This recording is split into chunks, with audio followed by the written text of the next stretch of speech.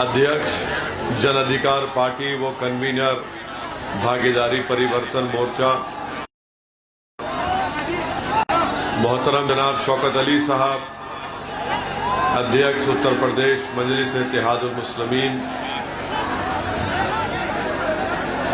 मोहतरम जनाब इसरार अहमद साहब, प्रत्याशी प्रतापगढ़ विधानसभा, जनाब मुजम्मिल हुसैन साहब, प्रत्याशी पट्टी विधानसभा, जिनका निशान गैस का सिलेंडर है, और इसरार अहमद साहब का पतंग का निशान है। मंच पर बैठे हुए तमाम मजलिस के और जन अधिकार पार्टी के जिम्मेदारान, मेरे इज्जतदार माँ और बहनों, बुजुर्गों और गयूर नौजवान साथियों, आप तमाम का बेहद शुक्रिया कि आपने अपना कीमती वक्त निकालकर आज के इस मीटिंग में शिरकत की। मैं आपका दिल की गहराइयों से आपका शुक्रिया अदा करता हूं, और यकीनन ये जो सरों का समंदर आज नजर आ रहा है, मुझे यकीन है कि यह आपकी मोहब्बत की एक मिसाल भी है, और इंशाअल्लाह ताला 27 तारीख के दिन, मतदान के दिन, आप तमाम लोग पतंग के निशान पर बटन दबाकर हिस्सेदारी और भागीदारी की जो लड़ाई हम कुशवाहा साहब के साथ लड़ रहे हैं, इसमें आप हमारा ताउन करेंगे, दुआ करेंगे और हमको अपने आशीर्वाद और अपने वोटों से नवाजेंगे।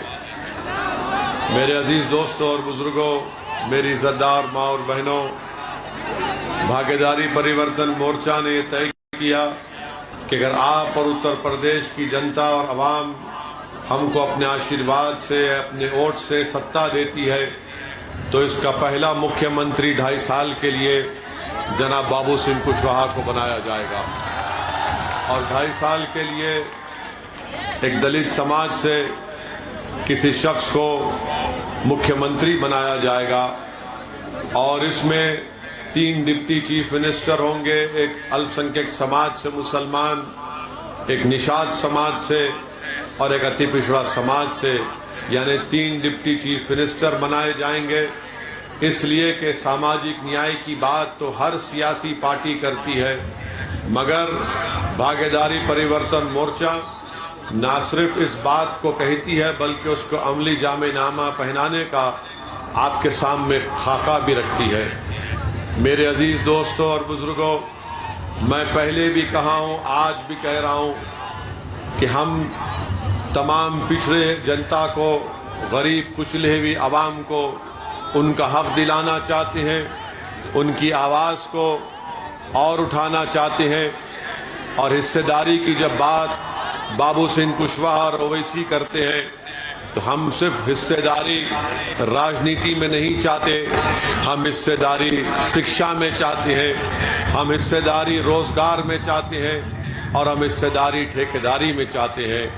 मैं आपसे अपील कर रहा हूं कि कल तक आपके पास एक विकल्प नहीं था, कोई मुतबादिल नहीं था, आज एक विकल्प और मुतबादिल के तौर पर मजलिस भी है, जन अधिकार पार्टी भी है, और भागीदारी परिवर्तन मोर्चा है। यकीनन हमारा मकसद एक ही है कि जहां पर हिस्सेदारी और भागीदारी की हम बात कर रहे हैं, हमारा मानना यह है कि उत्तर प्रदेश से और उत्तर प्रदेश की जनता की राहत और सुकून के लिए बहुत ज़रूरी है, उत्तर प्रदेश के गरीबों के विकास के लिए, उत्तर प्रदेश के मजलूमों को इंसाफ दिलाने के लिए, उत्तर प्रदेश के युवाओं को रोजगार दिलाने के लिए, उत्तर प्रदेश के मासूम और बच्चे और बच्चियों को शिक्षा दिलाने के लिए, उत्तर प्रदेश के किसानों को उनका जायज़ मुकाम दिलाने के लिए ये बात ज़रूरी है कि उत्तर प्रदेश में दोबारा बीजेपी की सरकार ना बने और योगी आदित्यनाथ उत्तर प्रदेश के मुख्यमंत्री ना बने।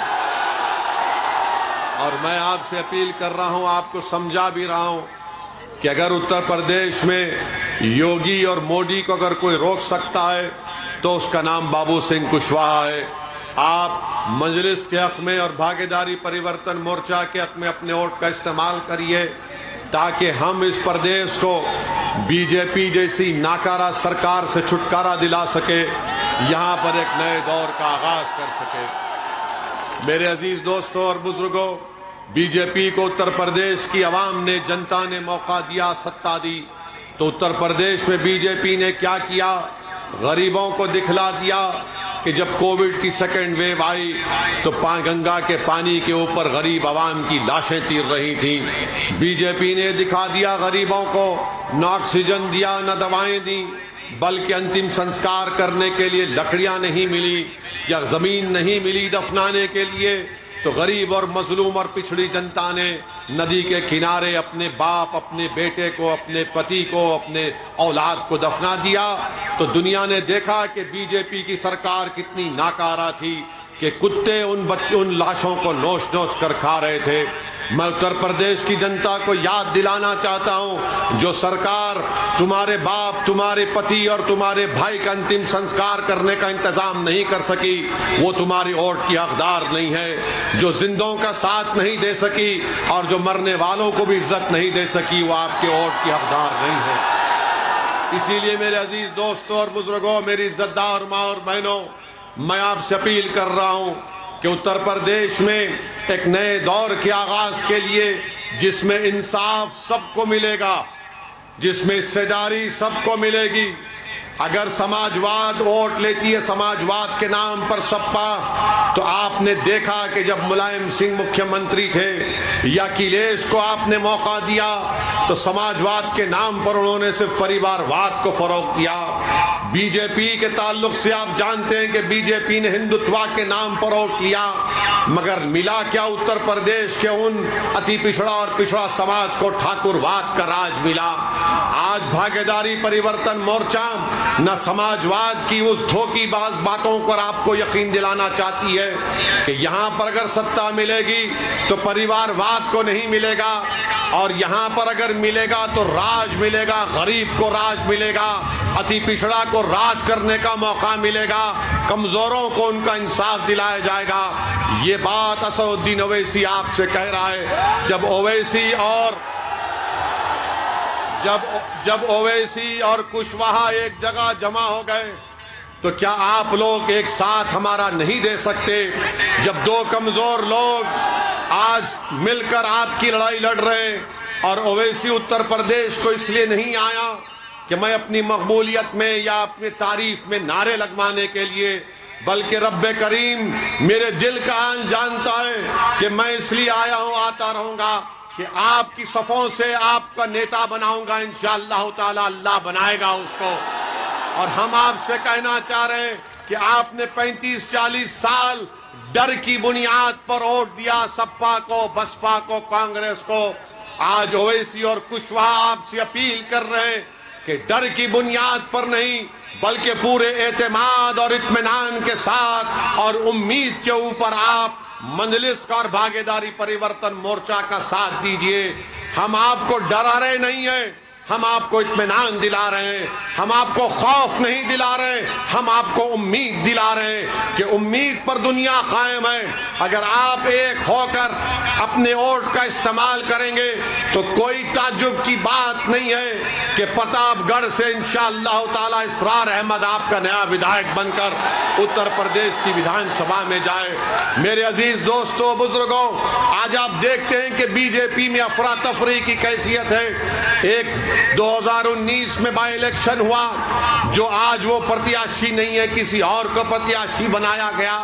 फिर बीजेपी ने सीट अपना दल को दी, तो अपना दल को दी तो बेटी ने कहा कि मां सामने आ गई, मैं इलेक्शन नहीं लड़ूंगी, तो बीजेपी के पास सीट चले गई। जब एक बेटी अपने मां के खिलाफ अपना प्रत्याशी नहीं खड़ा कर सकती, तो प्रतापगढ़ के गयूर अवाम, क्या आप एक होकर यहां से इसरार अहमद को कामयाब नहीं कर सकते? क्या इसरार अहमद आपका भाई नहीं है? क्या इसरार अहमद में आपको अपना बाप की मोहब्बत और शफकत नजर नहीं आती? जब बीजेपी की अपना दल अपना प्रत्याशी को वापस ले लेती है कि मां के सामने नहीं खड़े होंगी, तो बताओ क्या ओवैसी गैर हो गया तुम्हारे लिए? क्या कुशवाहा तुम्हारे लिए गैर हो गया? अरे हम तो आपके लिए लड़ रहे हैं और इंशाअल्लाह जरूरत पड़ेगी तो हम मर मिटने के भी लिए तैयार हैं आपके लिए। और याद रखो मेरी इस बात को, असदुद्दीन ओवैसी की जान की कीमत नहीं है। असदुद्दीन ओवैसी जब तक जिंदा रहेगा इंशाअल्लाह ताला गरीब और मजलूम अवाम के इंसाफ की लड़ाई लड़ता रहेगा। और शायद इसीलिए कि हम सच्चाई और हक को कामयाब करना चाहते हैं, ये बातिल ताकतें हमारी गाड़ी पर गोलियां चलाएं। और शायद इसीलिए ये जानते हैं कि ओवैसी और कुशवाहा मिल गए तो उत्तर प्रदेश में इनकलाब बर्पा होने जा रहा है। इसीलिए हमारी आवाज को दबाने के लिए, हमारी जान लेने के लिए इन जालिमों ने, इन बुज़दिलों ने हमारी गाड़ी पर 4-4 गोलियां चलाई। मगर हम इन गोली चलाने वालों को मैं कह रहा हूं, इनके पीछे जो उनके माई बाप है उनको कह रहा हूं, जो दिमाग कार फरमा उनसे कह रहा हूं, याद रखो मेरा नाम असदुद्दीन है, मैं बुज़दिल नहीं था ना कभी रहूंगा। अल्लाह जब तक हमको जिंदा रखेगा जिंदा रखेंगे। और सुनो बुज़दिलों, असदुद्दीन ओवैसी ने अल्लाह के करम से, अपने बुजुर्गों की दुआओं से, मैंने बातिल ताकतों के तूफान में चिराग जलाने का हुनर सीख लिया हूं और चिराग जलेगा इंशाअल्लाह ताला। अरे हम मिटने आए जमीन में, मिटेंगे। अरे जब हम जमीन पर आए तो इसी जमीन के एक दिन ग़िज़ा बनेंगे। मगर सुन लो जालिमों, जब तक अल्लाह जिंदा रखेगा बेबाकी के साथ और बगैर खौफ खाए हम सच्चाई को बयान करते रहेंगे। दुश्मन चाहे कोई इख्तिदार की कुर्सी पर बैठने वाला जालिम हो, हम इख्तिदार की कुर्सियों पर बैठने वालों से नहीं डरते, हम जमीन और आसमान के खालिक से डरते हैं। हम किसी देश के प्रधानमंत्री से या मुख्यमंत्री से या अखिलेश से नहीं डरते, हम मखलूक से नहीं डरते, हम खालिक से डरते हैं। और यही चीज उनको पसंद नहीं आती कि आखिर कौन है ये लोग कि हम गोलियां चला रहे हैं और ये पार्लियामेंट में खड़े होकर कह रहा है कि मैं ठुकराता हूं, मुझे सिक्योरिटी नहीं चाहिए, मुझे जेड कैटेगरी नहीं चाहिए, मुझे बराबरी के शहरी का हकूक दो। जब मैं ये बात किया तो सब लोग ताज्जुब किए। कई नेता पार्लियामेंट के मेंबर आके बोले ओवैसी तुमने बात तो अच्छी की, मगर नेता लोग तो सिक्योरिटी लेने के लिए तड़पते हैं और तुम उसको ठुकरा रहे हो, उसकी क्या वजह है? उसकी वजह एक ही है, मैंने बयान किया और फिर कह रहा हूं, अगर ओवैसी को एक सोने के पिंजरे में डाल दिए तो फिर क्या फायदा? अगर ओवैसी की जान बचा ली जाए और डीवाईएसपी को इंसाफ ना मिले तो फिर क्या फायदा बताओ आप? अगर ओवैसी को सिक्योरिटी मिल गई तो वो 22 नौजवान जो CAA का एहतजाज कर रहे थे, CAA के काले कानून के खिलाफ उत्तर प्रदेश में, उसकी मां को, उन बच्चों की मां को जो शहीद हो गए, उनको ओवैसी क्या मुंह दिखाएगा? कि उनकी मां कहेगी कि तुझे सिक्योरिटी मिल गई, मेरे बच्चे की तो जान चले गई। अगर आप जिंदा रहेंगे, आपका घर आबाद रहेगा, आपके घर में बच्चों को इंसाफ मिलेगा, बेटियों का तहफ्फुज़ होगा, इबादत गाहें महफूज रहेंगी, महिलाओं की इज्जत हो गई तो ओवैसी भी इज्जत में इजाफा होगा। अगर गरीब की जान की कीमत नहीं तो ओवैसी की भी जान की कीमत नहीं है। मेरी जान किसी गरीब और मजलूम से बढ़कर नहीं है। वो भी एक मां के पेट से पैदा हुआ, मैं भी अपनी मां के पेट से पैदा हुआ। मेरा नाम चाहे कुछ भी हो, मगर आज इस देश में, इस प्रदेश में गरीब की जान की हिफाजत करना है, मजलूम की हिफाजत करना है, कमजोर को ताकतवर बनाना है, जो नीचा है उसको ऊपर उठाना है, हकदार को उसका हक दिलाना है। ये लड़ाई हमारी है, ये लड़ाई हमारी। इस बात को आपको समझना है मेरे अजीज दोस्तों और बुजुर्गों। आज आप देख रहे हैं कि आज उत्तर प्रदेश में प्रचार किया जा रहा है, बीजेपी के होम मिनिस्टर आ रहे हैं, देश के होम मिनिस्टर अमित शाह आए थे, और मैं तारीफ करूंगा मोदी जी की कि देश के प्रधानमंत्री ने एक ऐसे काबिल आदमी को होम मिनिस्टर बनाया कि उत्तर प्रदेश में भाषण देते हुए जनाब अमित शाह ने कहा कितने पढ़े इंटर पास हैं? कितने 12वीं पढ़े हुए हैं? हमारी माँ और बहनें भी हाथ उठा सकती हैं 12वीं पढ़े हुए। उठाओ मेरी माँ और बहनें, हाथ उठाओ, क्योंकि तुम अगर बहादुरों की सरपरस्ती करोगे तो उत्तर प्रदेश में इनकलाब आएगा, पूरे देश में आएगा। वो बहादुरी के मजारे जो कर्नाटक की बच्ची ने की, अल्लाह उसको सलामत रखे। वो बहादुर इसलिए बनी कि उसके माँ बाप उसको बहादुर बनाए थे। अब अमित शाह साहब के बारे में कह रहा था होम मिनिस्टर, उन्होंने अपने भाषण में कहा, क्या कहा कि हमारी बीजेपी अगर सत्ता में आएगी दोबारा, खुदा ना खास्ता, तो जो 12वीं पास करके इंटर में जाएगा उसको लैपटॉप मिलेगा। क्या होम मिनिस्टर है भाई, वाह मोदी जी वाह।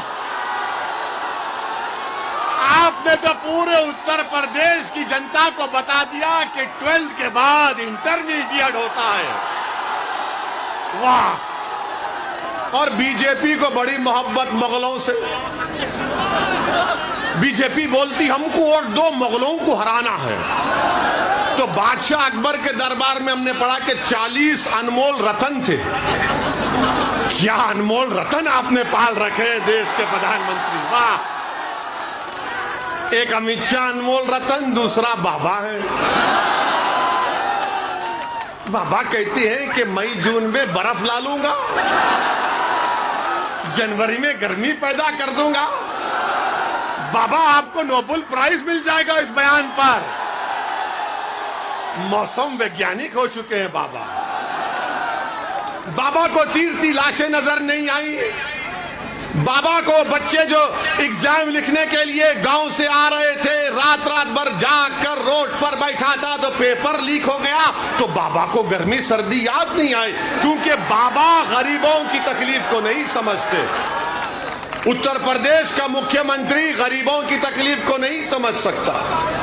ये इनका मामला है। मेरे अजीज दोस्तों और बुजुर्गों, वहीं पर समाजवादी पार्टी के अखिलेश का भी एक वीडियो आया है जिसमें वो कह रहे हैं, सुन लीजिए, हमारे जेब में और बिजाने और नहीं वीडियो है, वो हमारी जेब में नहीं है, अभी आएंगे इंशाअल्लाह, फिक्र मत करिए। आप एक दिन खड़े हो जाएंगे ना हिस्सेदारी की लड़ाई में, तो सब आएंगे आपके पास इंशाअल्लाह ताला। वो दिन आएगा, देखना मैं जिंदा रहूं या ना रहूं, तुम देखोगे इंशाअल्लाह ताला। तो उस भाषण में जनाब अखिलेश कह रहे हैं, सुनिए, उस भाषण में अखिलेश कह रहे हैं कि जो मां और बहनों की इज्जत नहीं करते सप्पा को वोट दो, जो कानून को नहीं मानते सप्पा को वोट दो। तो हम कभी बचपने में अपने मुगल आजम पिक्चर देखे थे, अब नहीं देखते, अब तौबा कर लिए। तो उसमें एक डायलॉग बड़ा मशहूर हुआ था, तो उसमें डायलॉग था कि तेरे दिल की बात जबान पर आ ही गई। तो इनके दिल की बात जबान पे आ ही गई कि जो माता और बहनों की इज्जत नहीं करते सपा को वोट दे दो, जो कानून को नहीं मानते सपा को वोट दे दो। ये वीडियो है। अच्छा, कौन विजय, उनका नाम भी बोल देता हूं, बाबूजी की पार्टी के, उनका नाम इरफान इरशाद है। और उन्होंने हमसे कहा कि चुनाव के बाद आपको तीतर खिलाएंगे। हम बोले ठीक, अभी खिला देते तो अच्छा था।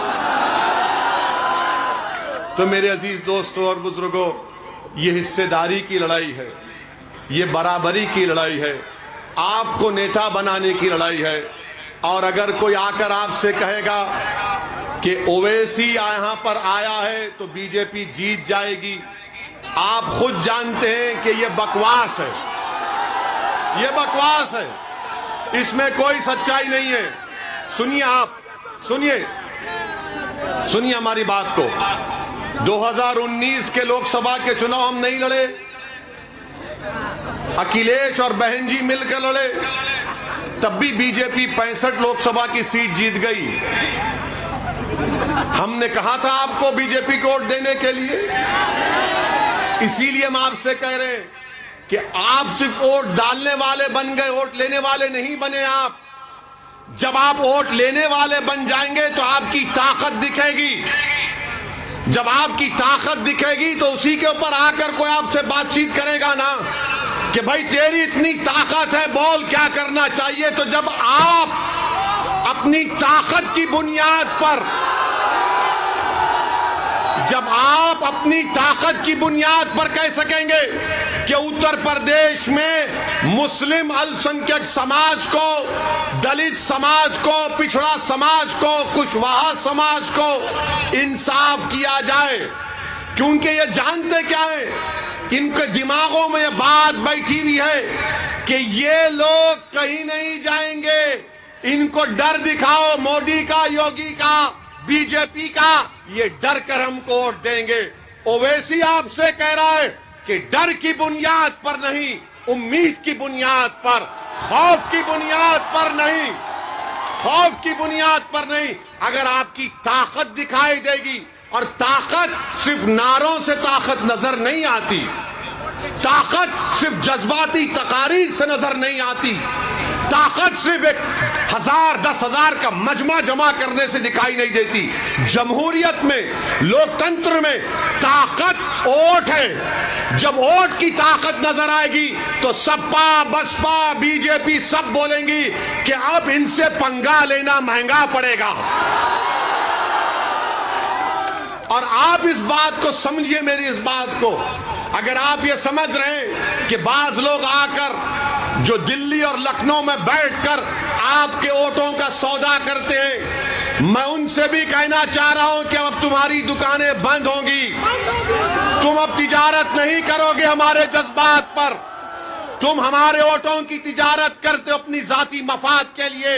अब एक बेदारी की लहर पैदा हो चुकी है उत्तर प्रदेश में, और वो बेदारी की लहर ये होनी चाहिए कि आप इसको वोट में तब्दील करें। और मजलिस के मुखालिफिन, भागीदारी परिवर्तन मोर्चा के मुखालिफिन कहते हैं ओवैसी के जनसभा में भीड़ तो मन कराती है, मगर क्या वोट में तब्दील होगा? क्या वोट में तब्दील होगा? क्या वोट में तब्दील होगा? क्या वोट में तब्दील होगा? अगर वोट में तब्दील होने का आप हमसे वादा कर रहे हैं तो कहीं 27 तारीख को भूल नहीं जाना। ऐसा नहीं है कि नहीं यार जज्बात में नारा लगा दिया था। ये ओवैसी का भड़का भाषण दिल को छू लेता है। मेरे दोस्तों, मैं अगर अपनी जबान को चलाता हूं तो मैं आपसे वाहवाह हासिल करने के लिए नहीं चला रहा हूं। मैं आपको एक पैगाम दे रहा हूं, फिक्र दे रहा हूं। उस फिक्र जो दे रहा हूं, जो पैगाम हमने और बाबू सिंह साहब ने दिया, उस पर गौर करिए, उस पर सोचिए। आप सोचिए क्या कि इनकी बातों में सच्चाई है।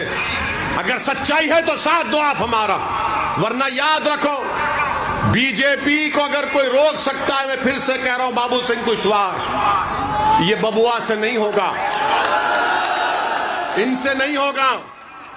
ये खाली आराम पसंद आदमी है, लड़ना जानते नहीं है। हम लड़ना जानते हैं। और एक तरफा मोहब्बत कब तक करेंगे आप? आप सपा बसपा से एक तरफा मोहब्बत कब तक करेंगे? क्या आपने कभी जिंदगी में इश्क किया, मोहब्बत की? एक तरफा होती है। आप, मैं इंसान की मोहब्बत की बात नहीं कर रहा हूं, मैं आपको बात कर रहा हूं रब्बे करीम से। अगर कोई मोहब्बत करता है ना, तो क्या बतलाया गया कि तुम एक कदम चलो, वो 10 कदम तुम्हारी तरफ चलेगा। मगर यहां पर क्या है? नहीं नहीं, एक तरफा मोहब्बत, सपा या बसपा। ओवैसी है, अच्छा बोलता है, अभी टाइम है। टाइम मेरे पास भी नहीं है, आपके पास भी नहीं है। अपना टाइम अभी है इंशाअल्लाह ताला। यही हमारा टाइम है, यही हमारा टाइम है। याद रखो, जो लोग इस तरह की बात कर रहे हैं, मैं उनसे कह रहा हूं मैं नौजवानों से अपील कर रहा हूं कि अपने बुजुर्गों को समझाओ कि जब 5 साल के बाद एक बच्चा और बच्ची आज 15 साल की है, कल 20 साल की जब हो जाएगी, तो आप वो बच्चा और बच्ची जब आपसे पूछेंगे, बताओ अब्बू मेरे शिक्षा का इंतजाम क्यों नहीं किया, वो बच्चा कहेगा कि मेरे रोजगार का इंतजाम क्यों नहीं किया, तो क्या आप उनसे कहेंगे भाग सपा को बसपा को वोट देना है, बस यही काम है? नहीं कह सकते आप। आज ये बेदारी जो इन बच्चों में पैदा हो रही है, याद रखो आप, इन बच्चों में जो बेदारी पैदा हो गई, उनको अपनी मंजिल आसमानों में नजर आ रही है। वो ख्वाबी रूह जब बेदार होती है जवानों में, उनको नजर आती है अपनी मंजिल आसमानों में। वो ख्वाबी रूह को बेदार करना है, वो ख्वाबी रूह को आपको बेदार करना है। हमेशा हम तो डर डर कर वोट दिए ना, हमने हमेशा सेकुलरिज्म का साथ दिया, मगर आपको क्या मिला?